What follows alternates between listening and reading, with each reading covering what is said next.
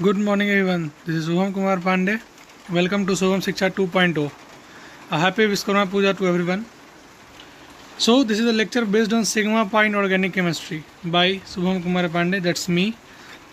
देखिए ये लेक्चर वापस से बनाना पड़ रहा है मेरे को बिकॉज इन फर्स्ट जो लेक्चर था इस पे हाइब्रिडाइजेशन बेस्ड, उस पर क्या था कि बच्चों का कमेंट आया या फिर मुझे बताए कि सर बहुत फास्ट पढ़ा दिए उसमें कि मुझे कुछ समझ नहीं आ रहा है उसमें कि आप इतना फास्ट क्यों पढ़ा दिए उसमें। तो मुझे भी लगा कि हो सकता है वो वीडियो काफ़ी फास्ट रहा हो बिकॉज फर्स्ट वीडियो था, तो फर्स्ट में थोड़ा दिक्कत होता है बिकॉज मैं जान नहीं पाता ना कि बच्चों का क्या रिस्पॉन्स रहता है। रिस्पॉन्स आने के बाद समझ में आता है कि कैसा पढ़ाना है, स्लो पढ़ाना है, लेवल कैसा रखना है।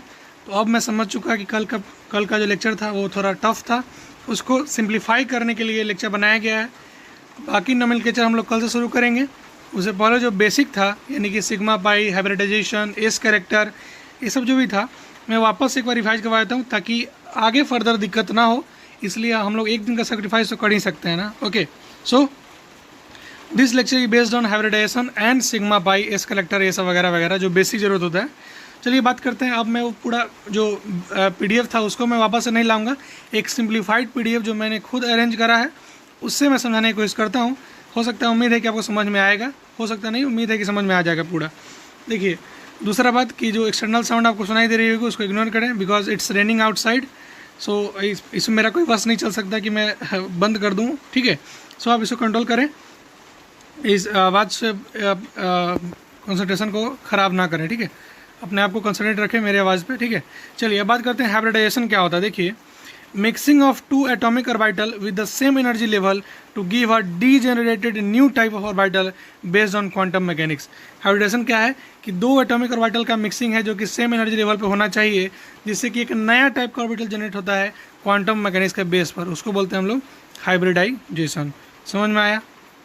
आगे चलें। Thank you. देखिए टाइप्स ऑफ हाइब्रिडाइजेशन की बात करें तो sp, sp2, sp3, sp3d, sp3d2, sp3d3। अगर आपको ये सारा जो भी टॉपिक मैं बता रहा हूँ अगर आपके सर के ऊपर से जा रहा है, अब भी सर के ऊपर से जा रहा है, इसका मतलब सीधा सीधा बात है कि आपका केमिकल बॉन्डिंग वीक है। So please it's a request कि आप केमिकल बॉन्डिंग को पढ़ लें बिकॉज केमिकल बॉन्डिंग ऐसा चैप्टर है जो कि हमेशा काम आता है ऑर्गेनिक केमिस्ट्री में तो खास करके, ठीक है। डेटिव बॉन्ड, कोऑर्डिनेट बॉन्ड क्या क्या है, ये सब आपको जानना जरूरी है। फिर भी मैं जो जरूरत पड़ेगा उसको मैं बताते चलूँगा। अब बस आप कंसिडरेशन बना के रखिए, ठीक है। तो हाइब्रिडाइजेशन समझ में आया क्या होता है? Mixing of two orbital to form a new generated degenerated cell, जिसको बोलते हैं हम लोग हाइब्रिडाइजेशन, जो कि आता है sp, sp2, sp3, sp3d, sp3d2, sp3d3 जो भी होता है, ये सब टाइप्स ऑफ हाइब्रिडाइजेशन है। Now will talk about sp hybridisation. देखिए sp को हम लोग बोलते हैं डायगोनल हाइब्रिडाइजेशन ही बोलते हैं, ठीक है। इसमें क्या होता है, एक s और एक p ऑर्बिटल मिक्स करता है। sp करेक्टर की बात करें तो दोनों का दोनों 50% होता है। लीनियर मॉलिक्यूल होता है यानी कि 180 डिग्री पे अलाइन होता है, ठीक है। आप देखने के लिए यहाँ समझ सकते हैं कि यहाँ पे कोई मॉलिक्यूल है तो ये 180 डिग्री पे अरेंज होगा और ये दोनों, इसका क्या होगा, करेक्टर sp करेक्टर होगा यानी कि sp हाइब्रिडाइजेशन होगा, ठीक है। इसका पहचानने का तरीका क्या है कि all compound of carbon containing triple bond, जितने भी कार्बन होंगे, ऐसे कार्बन जो ट्रिपल बॉन्ड बनाते हैं वो सभी के सभी sp हाइब्रिडाइज होते होंगे, ठीक है। सारा कंपाउंड कार्बन का जो ट्रिपल बॉन्ड से अटैच है वो सभी के सभी sp हाइब्रिडाइज होंगे, ठीक है। आगे चलते हैं। Now will talk about some sp2 hybridisation. अभी तक मुझे उम्मीद है कि समझ में आ चुका होगा आपको कि हाइब्रिडाइजेशन क्या होता है, sp क्या होता है। बात करते हैं sp2 के बारे में। देखिए sp2 को और बोला जाता है ट्राइगोनल हाइब्रिडाइजेशन। क्या बोला जाता है? Trigonal hybridisation. याद करने के लिए क्या कर सकते हैं, sp मतलब दो, तो दो से क्या बन सकता है, एक लाइन सेगमेंट। तीन से क्या बन सकता है, ट्रेंगल, इसलिए इसको बोलते हैं ट्राइगोनल हाइब्रिडाइजेशन। इसमें क्या होता है, s का एक ऑर्बिटल और p का दो ऑर्बिटल मिक्स होता है और बनाता है sp2 का नया डीजेनरेटेड ऑर्बिटल। समझ में आया? इसमें बात करें इस करेक्टर की तो होता है 33% और p की बात करें तो s अगर 33 है तो p कितना होगा, 100-33, जो कि होता है 66.66%। ओके, इसमें बात करें तो इसका जो शेप होता है ट्रायगोनल और इसका जो एंगल होता है तीनों के बीच में होता है 120 डिग्री। क्या होता है? 120 डिग्री होता है। इसका पहचानने का तरीका क्या है कि जितने भी कंपाउंड जो कि डबल बॉन्ड से अटैच होंगे वो सभी के सभी sp2 हाइब्रिडाइज होंगे। क्लियर है? समझ में आया क्या? आगे चलें। और अभी जो आप एस करेक्टर देख रहे हैं वो कैसे निकालते हैं उसको भी बारे में हम चर्चा करेंगे बिकॉज बच्चों को इसमें भी दिक्कत थी, एस करेक्टर समझ में नहीं आ रहा था कल के समझाने पे। कोई बात नहीं, और ये दुख की बात है मेरे लिए कि मैं समझा नहीं पाया, बट कोई नहीं, आज मैं इसको समझा के रहूँगा, ठीक है। अब बात करते हैं sp3 हाइब्रिडाइजेशन की। तो इसको क्या बोलते हैं? इसको बोलते हैं टेट्राहेड्रल हाइब्रिडाइजेशन। इसमें क्या होता है, एक s और 3p hybrid orbital, sorry 3p orbital mix करके एक नया डीजेनरेटेड sp3 हाइब्रिड ऑर्बिटल बनाते हैं। इसमें इस कैरेक्टर की बात करें तो s25 होता है, तो उसी तरह से p हो जाएगा 100 - 25, दैट इज 75%, ठीक है। इसका जो शेप होता है वो होता है टेट्राहेड्रॉन, जिसमें कि एंगल होता है 109 डिग्री 28 मिनट, 109 डिग्री 28 मिनट का एंगल होता है किसमें, टेट्राहेड्रॉन में। समझ में आया? चलिए, इस बेसिस पे आप एक्सरसाइज 12.1 जो कि आपकी एनसीईआरटी क्लास 11th का पार्ट 2 का organic chemistry basic principle and technique जो चैप्टर है उसका फर्स्ट क्वेश्चन आप बना सकते हैं साइज का, जो कि इसमें निकालना है कि हाइब्रिडाइजेशन स्टेट निकालना है। तो आप क्वेश्चन देख के ही आंसर बताइएगा। आप डबल बॉन्ड है तो इसमें क्या होगा, sp2 हो जाएगा। यहाँ भी डबल बॉन्ड है, इसमें क्या हो जाएगा, sp2 हो जाएगा। समझ में आया क्या? अरे बताया था मैं अभी। जहाँ पे ट्रिपल बॉन्ड देखिएगा वहाँ पे डायरेक्टली उसको आप sp लिख सकते हैं, सिंगल बॉन्ड वाले को आप sp3 लिख सकते हैं। समझ में आया? चलिए, इसका डिटेल एक्सरसाइज देखें तो पहला क्वेश्चन था CH2 double bond C double bond O। इसमें आप गौर करिए तो इसको लिखने का तरीका कैसा होगा, ऐसा इसको डिनोट करेंगे लिखने का। इसमें क्या करेंगे, let me take a black pen so that आपको अच्छा है समझ में आए। Please wait a while and external sound से आप डिस्टर्ब ना हो, ठीक है। चलिए, इसमें क्या बात करते हैं, देखिए इसको पहले हम लोग डायग्रामेट्री लिख लिए। लिखने के बाद क्या किए, इस कार्बन को गौर से देखिए।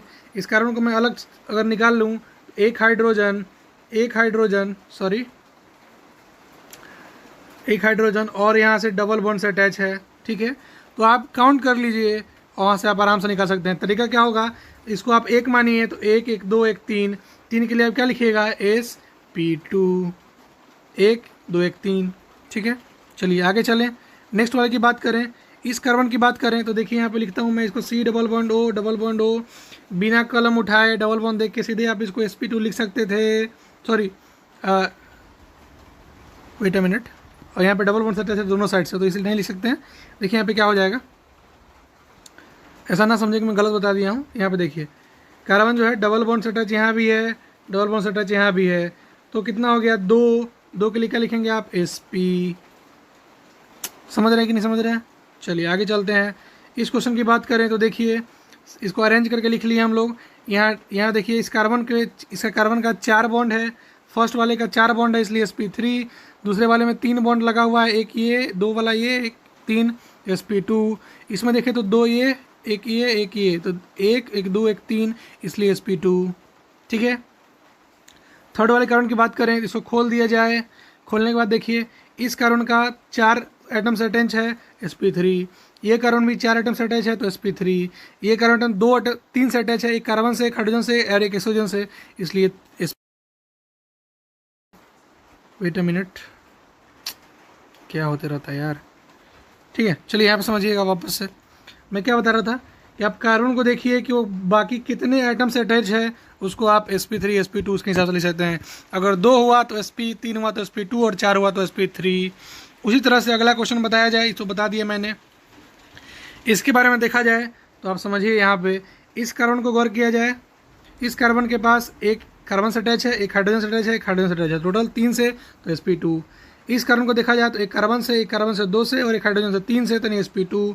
इसको देखा जाए तो एक कार्बन से और एक नाइट्रोजन से 2 से, यानी कि sp, ठीक है।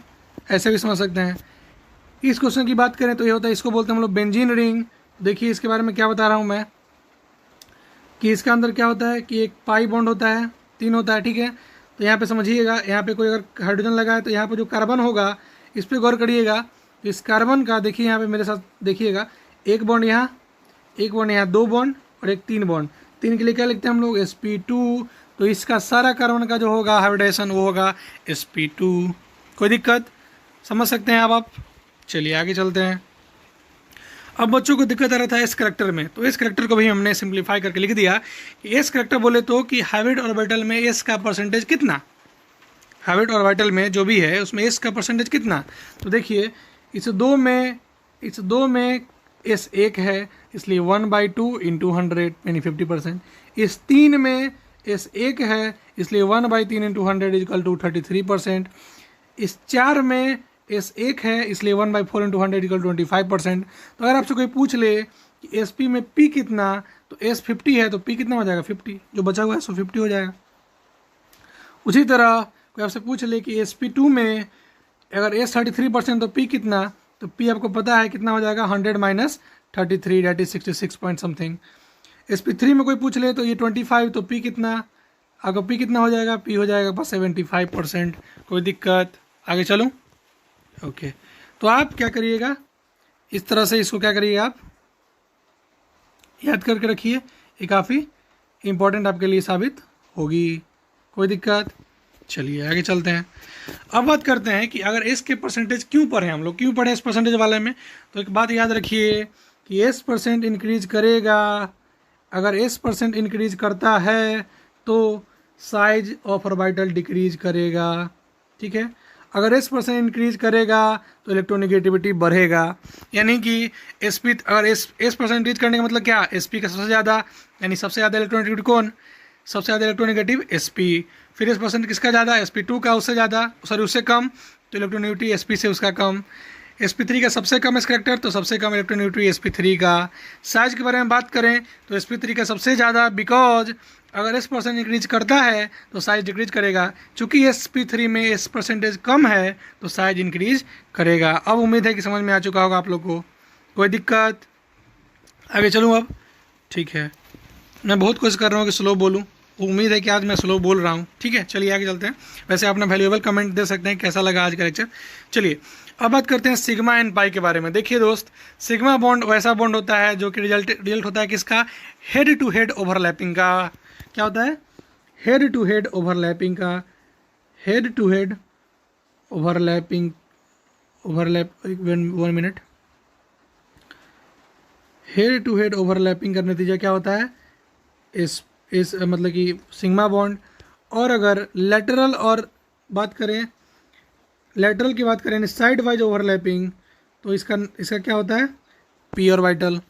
यानी कि सिग्मा बॉन्ड कैसे बनता है, हेड टू हेड ओवरलैपिंग से, और पाई बॉन्ड कैसे बनता है, लेटरल ओवरलैप ऑफ 2 ऑर्बिटल से, ठीक है। चलिए ये अब बच्चों को मैं देखा कि बहुत सारे बच्चों को सिग्मा पाई काउंट करने में बहुत दिक्कत हो रहा था, तो मैं सोचा कि लगता है मैं कल ठीक से नहीं बता पाया। तो समझिए, अगर एक बॉन्ड होगा तो 1 सिग्मा 0 पाई, 2 बॉन्ड होगा तो 1 सिग्मा 1 पाई, 3 बॉन्ड देखिए जहाँ पे, तो वहाँ पे 1 सिग्मा 2 पाई होगा। सिग्मा सब में होना ही होना है। अगर डबल बॉन्ड होगा तो 1 पाई भी होगा, ट्रिपल बॉन्ड होगा तो 2 पाई हो जाएगा, लेकिन सिग्मा तो होना ही होना है, ठीक है। आगे चलें अब। चलिए तो अब इस तरह से अब जब समझ चुके हैं कि सिग्मा पाई निकालना समझ चुके हैं, तो अब उम्मीद करते हैं कि आपको सिग्मा पाई काउंट करने भी आ जाएगा। तो आपका एक्सरसाइज 12 जो एक्सरसाइज था 12 चैप्टर का, उसका 12.2 नाम का क्वेश्चन है कि आप C6H6 में पाई सिग्मा बताइए। तो आप गौर करिए मेरे साथ यहाँ पे कि C6H6 में देखिएगा, ठीक से समझिएगा। समझने के लिए बात क्या है कि देखिए पाई बॉन्ड को गौर कीजिए। यहाँ पे पहले तो सब मैं कार्बन बना दूँ तो आपको समझ में आएगी कार्बन कहाँ कहाँ है। यहाँ पे कार्बन है, यहाँ पे कार्बन है, यहाँ पे कार्बन है, यानी जो जितना भी आपको ब्रिज दिख रहा है, जितना भी हेड दिख रहा है, वहाँ सब के क्या होगा, यहाँ पे कार्बन होगा, यहाँ पे कार्बन होगा, यहाँ पे कार्बन होगा, उप्स, यहाँ पे भी कार्बन होगा, जहाँ भी आपको डॉट दिख रहा है वहाँ पे कार्बन होगा, ठीक है। तो कार्बन देखिए यहाँ पे पाई बॉन्ड कितना दिख रहा है आपको, देखने से समझ में आ रहा है कि एक यहाँ पाई है, एक यहाँ पाई है और एक यहाँ पाई है, इसलिए पाई 3 हो गया। कार्बन का सिग्मा, कार्बन का सिग्मा 6 है। कैसे कैसे होगा, देखिए यहाँ पे एक इसमें, एक यहाँ 2, एक यहाँ 3, एक यहाँ 4, एक यहाँ 5 और एक यहाँ 6 समझ में आया। सिग्मा हाइड्रोजन भी 6 है, वह कैसे, देखिए एक यहाँ 1, 2, 3, 4, 5, 6 समझ में आया। आगे चलते हैं। उसी तरह C6H12 में बात करें, पाई 1 भी दिख रहा है क्या, तो पाई 0 होगा, बात सही है, ठीक है। सिग्मा की बात करें कार्बन का, देखिए एक कार्बन यहाँ था, एक कार्बन यहाँ है, एक कार्बन यहाँ है, एक कार्बन यहाँ है, एक कार्बन यहाँ है, एक कार्बन यहाँ है, ठीक है। तो समझिएगा कि कार्बन का 1, 2, 3, 4, 5, 6, तो कार्बन का 6, ये भी सही है। कार्बन हाइड्रोजन की बात करें तो देखिए एक यहाँ 2, 1, 3, 1, 4, 1, 5, 1, 6, 1, 7, 1, 8, 1, 9, 1, 10, 1, 11, 1, 12, तो क्या हो जाएगा, CH का क्या हो जाएगा बॉन्ड 12 हो जाएगा, तो 12 यहाँ पे दिखा हुआ है। उम्मीद कर रहे हैं कि अब आपको समझ में आ रहा होगा कि सिग्मा पाई कैसे कैलकुलेट करते हैं। उसी तरह देखिए इस क्वेश्चन में आपको समझाने की जरूरत नहीं पड़नी चाहिए। CH2Cl2 है तो कार्बन को टेट्रा वैलेंसी शो करने के लिए 4 चाहिए एटम, 4, एक यहाँ पे है, एक यहाँ पे, एक यहाँ पे, एक यहाँ पे। क्लोरीन क्लोरीन का बॉन्ड 2 बना हुआ है तो 2 हो गया, और कार्बन हाइड्रोजन का 2 बना हुआ है तो कार्बन हाइड्रोजन का 2 हो गया। कोई दिक्कत समझ में आ रहा है? चलिए इस क्वेश्चन को फिर से गौर करिएगा। मैं धीरे धीरे बोलने को प्रयास कर रहा हूँ लेकिन मुझसे हो नहीं पा रहा, but I will try my best. देखिए इस कार्बन को गौर से देखिए। इसमें एक डबल बॉन्ड है, इसमें भी एक डबल बॉन्ड है, तो इसमें क्या होगा, एक सिग्मा एक पाई। यहाँ भी क्या होगा, एक सिग्मा एक पाई। तो टोटल कितना हो गया, 2 सिग्मा हो गया, तो 2 सिग्मा सही है। 2 पाई हो गया तो 2 पाई भी सही है। और अगर कार्बन हाइड्रोजन के बॉन्ड की बात करें तो एक यहाँ पे, एक यहाँ पे, 2, एक 3, एक 4, इसलिए 4 भी सही है। चलिए आगे चलते हैं। CH3NO2 इसको लिखने का तरीका, अगर आपको क्या बोलते हैं केमिकल बॉन्डिंग में दिक्कत है तो आपको ये मतलब हो सकता है कि आपको समझ में नहीं आए कि आखिर ये कैसे इसका आप स्ट्रक्चर बना दिए। तो केमिकल बॉन्डिंग आपका मस्ट है, मस्ट आपको इसको पढ़ना चाहिए, बिकॉज इसको बोलते हैं हम लोग कोऑर्डिनेट बॉन्ड या डेटिव बॉन्ड। क्या बोलते हैं, कोऑर्डिनेट बॉन्ड, कोऑर्डिनेट और डेटिव, क्या बोलते हैं, डेटिव बॉन्ड। सो आपको ये जानना बहुत जरूरत है, तभी जाके आपको एक डायग्राम बन पाएगा। चलिए बात करते हैं पाई के बारे में। देखिए तो पाई किसके बीच में है, नाइट्रोजन ऑक्सीजन के बीच में, तो एक पाई है, सही बात है। कार्बन और नाइट्रोजन के बीच में कितना सिग्मा है, तो आपको दिख रहा होगा कि 1 सिग्मा लगा हुआ है, तो चलिए ये बात भी सही है। कार्बन हाइड्रोजन के बारे में बात करें तो एक यहाँ पे, एक यहाँ पे, एक यहाँ पे, 3, तो यहाँ भी 3 सही है। सिग्मा की बात करें नाइट्रोजन ऑक्सीजन की, तो एक यहाँ पे देख रहे हैं आप, ओ सॉरी यहाँ पे नहीं, वेट अ मिनट, इसमें एक सिग्मा भी तो होगा ना, एक पाई एक सिग्मा, तो यहाँ पे एक सिग्मा भी हो गया। समझ में आया क्या? चलिए आगे चलते हैं। ये क्वेश्चन आपका लास्ट क्वेश्चन है जो भी आपका एक्सरसाइज है, यानी कि 12.2 क्वेश्चन का। इसमें देखिए आप गौर करके देखिएगा कि इसमें बहुत सारा बात लिखा हुआ है, कैसे कैसे लिखा हुआ है समझिए। कार्बन और ऑक्सीजन के बीच में पाई बॉन्ड है, ये बात सही है क्या? सही है, एक पाई बॉन्ड है, बात सही है। कार्बन और कार्बन में कोई बॉन्ड लगा हुआ है, कहीं भी नहीं लगा हुआ, ये बात भी सही है। कार्बन नाइट्रोजन की बात करें तो सिर्फ एक लगा हुआ है, यहाँ पे आप दिख रहे हैं, तो एक यहाँ पे है और एक यहाँ पे 2, इसलिए 2 होगा। कार्बन हाइड्रोजन की बात करें तो एक यहाँ पे एक 2, एक 3 और एक 4, इसलिए 4 होगा। कार्बन ऑक्सीजन में सिग्मा की बात करें तो एक पाई एक सिग्मा तो होता ही है, एक पाई और एक सिग्मा, एक पाई लिख चुके थे, एक सिग्मा भी होगा। अच्छा, नाइट्रोजन हाइड्रोजन के बीच में भी एक सिग्मा होगा, तो देखिए यहाँ पे नाइट्रोजन हाइड्रोजन के बीच में भी एक सिग्मा है। कोई दिक्कत नहीं ना? आगे चल रहे हैं। आगे में 12.3 नंबर क्वेश्चन जो है, जो कि आपको मैं पढ़ाऊंगा फंक्शनल ग्रुप, उसके बाद आपको समझ में आएगा। उसके बाद 12.4 में भी जितना एक्सरसाइज में क्वेश्चन था, जैसे कि आपको 1 मिनट दिखा दूं, अगर कहाँ पे है, वेट अ मिनट, यहाँ पे देखिए हमने 12.1 पढ़ लिया, 12.2 पढ़ लिया, 12.3 जब मैं फंक्शनल ग्रुप पढ़ाऊंगा तब बनेगा आपसे। 12.4 में ये क्वेश्चन नहीं बनाइएगा, ये आप बना सकते हैं, ये आप बना सकते हैं, ये आप बना सकते हैं, ये नहीं बनाइएगा और ये नहीं बनाइएगा। इसको मैं पढ़ाऊंगा, उसके बाद आपसे बनने लगेगा, और उसके बाद 12.5 आप बना सकते हैं। तो चलिए आगे बढ़ते हैं, 12.3 के बारे में पढ़ते हैं। 12.3 में देखिए क्या है, सॉरी 12.3 तो बनाना नहीं है, उसको मैं पढ़ाऊंगा तो आप बना लीजिएगा। 12.4 का क्वेश्चन में सी देखिए क्या कहता है कि एक ऐसा बॉन्ड लाइन स्ट्रक्चर दिया हुआ है आपके साथ, यहाँ पे एक मिथाइल है और यहाँ पे एक मिथाइल है। नंबरिंग कैसे करेंगे, जिधर से सबसे पहले कोई सब्स्टिट्यूएंट पड़े, यहाँ से करेंगे 1 2 3 4 5 6 7 पे आएगा, सॉरी 7 कार्बन का होगा, तो एक 2 पे एक 5 पे है, यानी कि 2 5 डाई मिथाइल और 7 कार्बन है, इसलिए हेप्टेन। कोई दिक्कत भी होगी तो कोई बात नहीं, हम लोग जो कल पढ़ेंगे nomenclature of hydrocarbon in one shot, पूरा अल्कीन अल्काइन का तीनों नोमेनक्लेचर एक बार में पढ़ेंगे हम लोग कल, जिसमें हम लोग वापस इसको पढ़ेंगे। तो अगर नहीं समझ में आया तो कोई बात नहीं, आप अगर समझ में आ रहा तो अच्छी बात है। इसकी बात करें तो 1 2 3 4 5 6, यानी कि टोटल 7 कार्बन है, 6 का बॉन्ड बना हुआ है। एक कार्बन यहाँ है, एक कार्बन यहाँ है, 2 एक 3 एक 4 एक 5 एक 6 एक 7 कार्बन हुआ। चलिए उसके बाद आप गौर करिएगा तो यहाँ पे देखिएगा, यहाँ एक क्लोरीन जुड़ा हुआ है, एक ब्रोमीन जुड़ा हुआ है। तो नंबरिंग किधर से करेंगे, इधर से करेंगे तो बहुत दूर पड़ जाएगा, तो इसलिए नंबरिंग करेंगे इधर से, ठीक है। नंबरिंग इधर से करेंगे तो पड़ेगा 3 नंबर पे, तो हम लोग 3 नंबर पे पढ़ा, तो 3 नंबर पे क्लोरो भी है और ब्रोमो भी है, तो पहले किसको लिखेंगे, तो हम लोग जानते हैं नोमेनक्लेचर करते हैं हम लोग अल्फ़ाबेटिकली, इसलिए लिखेंगे 3 ब्रोमो 3 क्लोरो 7 कार्बन का रिंग है, इसलिए सेप्टेन। ठीक है, 7 कार्बन का रिंग है इसलिए क्या करेंगे, 7 का क्या होता है हेप, इसलिए क्या हो जाएगा 7 का हो जाएगा हेप्टेन। समझ में आया। उसी तरह 12.5 की बात करें तो मेरे नज़र में इससे अच्छा क्वेश्चन कोई हो नहीं सकता, बिकॉज इसमें आपका, अगर आपको जो मैंने बताया था रूल जब नोमेनक्लेचर अगर आपको याद है तो ये क्वेश्चन आसान से बन जाएगा और अच्छा से समझ में भी आ जाएगा। इसे क्वेश्चन क्या कर रहा है कि आप बताइए कि 2,2 डाइमिथाइल पेंटेन लिखना और 2 डाइमिथाइल पेंटेन लिखना, इसमें से क्या सही है। समझ में आया। तो अगर आपको चाहिए कि मैं इसका डायग्राम ड्रॉ कर दूं तो आप भी देख सकते हैं। 1 2 एक कार्बन यहाँ, 1 2 3 4 5, ठीक है। वेट अ मिनट, यहाँ पर नीचे ड्रॉ करता हूँ ताकि दिक्कत ना हो आपको, समझिए। ठीक है, 1 2 3 4 5, ठीक है। यहाँ पे आपको 2 मिथाइल लगा हुआ है, तब क्या लिखिएगा 2 डाई मिथाइल पेंटेन या 2 डाई मिथाइल पेंटेन। तो आपको बताए थे कि जितना नंबर ऑफ सब्स्टिट्यूएंट आएगा उतना बार लिखा जाएगा, इसलिए ये बात सही है और ये गलत है। आगे बढ़े कि 247 ट्राइमेथाइलोक्टेन सही है कि 257 ट्राइमेथाइलोक्टेन सही है, इसलिए मैं बताया था लोएस्ट सम रूल। तो सम देख लीजिए, सम क्या हो जाएगा 2 + 4 + 7 that is equal to 13 and 2 + 5 + 7 that is equal to 14। तो 13 वाला सही होगा, 14 वाला नहीं होगा। इसके अलावा ही मैंने बताया था कि फर्स्ट पोजीशन देखेंगे तो 2 और 2 दोनों में कॉमन, इसलिए हटा दिए। इस दोनों में 4 और 5 में कौन छोटा, 4 छोटा, इसलिए इसका नोमेनक्लेचर सही होगा, इसका नोमेनक्लेचर गलती होगा। थर्ड की बात करें, थर्ड में लिखा हुआ है 2 क्लोरो 4 मिथाइल पेंटेन, इसमें लिखा हुआ है 4 क्लोरो 2 मिथाइल पेंटेन। तो अभी आपको मैंने बताया था कि जब सब्स्टिट्यूएंट लिखेंगे तो सबसे पहले जो सब्स्टिट्यूएंट आएगा नंबरिंग वहाँ से शुरू करेंगे। सब्स्टिट्यूएंट पहले किस पे आया था 2 पे, इसे नंबरिंग 2 से शुरू करेंगे तो क्या होगा 2 क्लोरो 4 मिथाइल पेंटेन, ये बात सही है, और 4 से लिखना गलत हो जाएगा। ठीक है, उसी तरह ये क्वेश्चन काफ़ी VVI है, अगर आपको समझ में आया तो अच्छी बात है, नहीं तो कोई बात नहीं, हम लोग कल देख लेंगे।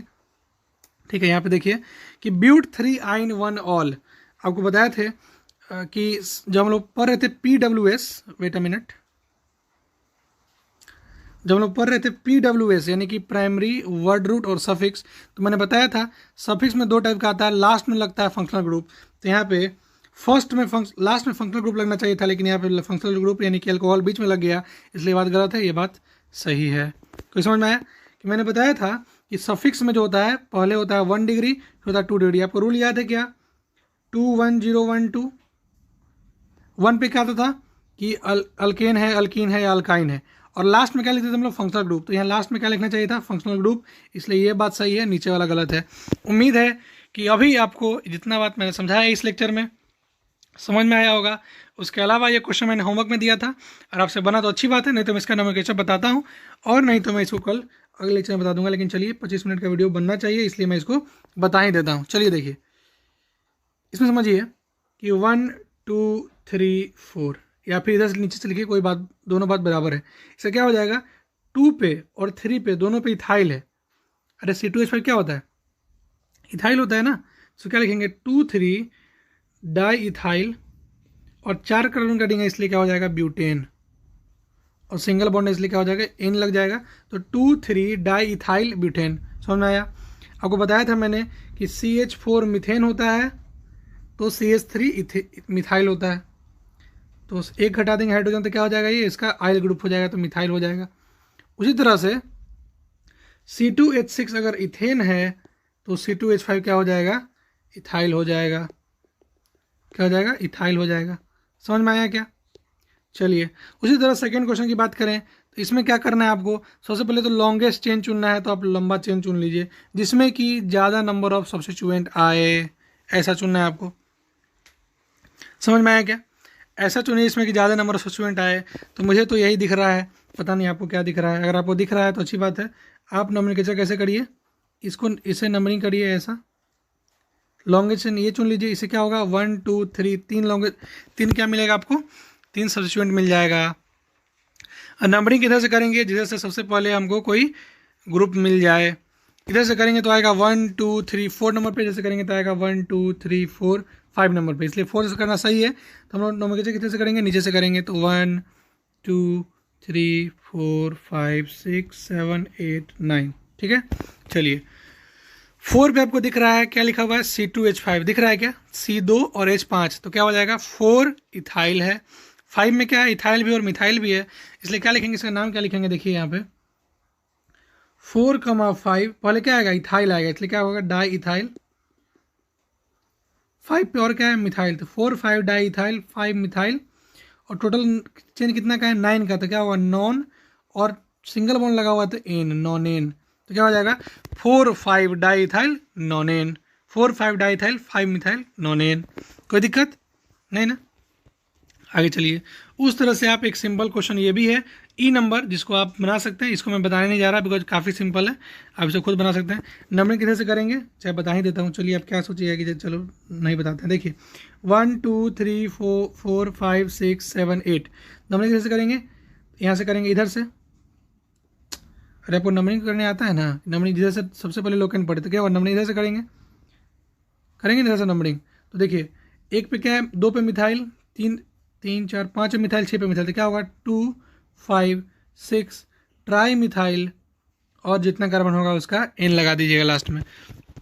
तो कल हम लोग जो पढ़ेंगे होगा नोमेनक्लेचर ऑफ हाइड्रोकार्बन, और उम्मीद है कि अभी तो जो पढ़ाया था मैंने, अभी जो मैं पढ़ाया हूँ आपको समझ में आया होगा, क्योंकि कल वाला वीडियो जो था उसमें बहुत सारे एरर आ रहे थे, बहुत सारे दिक्कत आ रहे थे बच्चों को कि सर बिल्कुल नहीं समझ में आ रहा है, तो मुझे खुद अफसोस हो रहा था कि मैं बच्चों को पढ़ा नहीं पाया, मतलब समझा नहीं पाया अच्छे से। तो ये मेरे लिए अजीब था कि मैं समझा नहीं पाया, इसलिए मैं वापस से इस वीडियो को बना रहा हूँ, जो कि आपका मुझे उम्मीद है कि अब तो समझ में आ ही जाएगा, अब नहीं आता तो फिर मैं अगला ट्राई करूँगा, छोड़ूंगा तो नहीं, ठीक है। चलिए फिर मिलते हैं। अगर कोई दिक्कत हो, क्वेरी हो नहीं, तो यू कैन जस्ट डायल और चैट ऑन 7488654738, और you can also join our WhatsApp group, Facebook group, as well as Twitter, as well as Telegram, Instagram, जहाँ पे आपको फॉलो करना है शुभम शिक्षक को फॉलो कर सकते हैं आप। फेसबुक का, व्हाट्सएप का, ट्विटर का और टेलीग्राम का लिंक आपको डिस्क्रिप्शन बॉक्स में मिल जाएगा, अगर नहीं मिला तो मैं अपलोड कर दूंगा कुछ दिन में, चिंता ना करें इस बारे में। तो मिलते हैं हम लोग कल के वीडियो में, और जिसमें हम लोग बात करेंगे नोमेनक्लेचर ऑफ हाइड्रोकार्बन, जिसमें हम लोग अल्केन, अल्कीन, अल्काइन तीनों का नोमेनक्लेचर कर देंगे। और तब तक के लिए आपके लिए होमवर्क क्या रहेगा, आज तो मैं होमवर्क कुछ दिया नहीं, फिर भी आपके लिए होमवर्क क्या रहेगा, जो भी मैंने पढ़ाया है उसको आप क्विक रिवाइज करिए। इस जैसा मैंने शॉर्ट नोट बना रखा था आप वैसा नोट डाउन करिए कॉपी में, जो कि काफ़ी इंपॉर्टेंट होगा।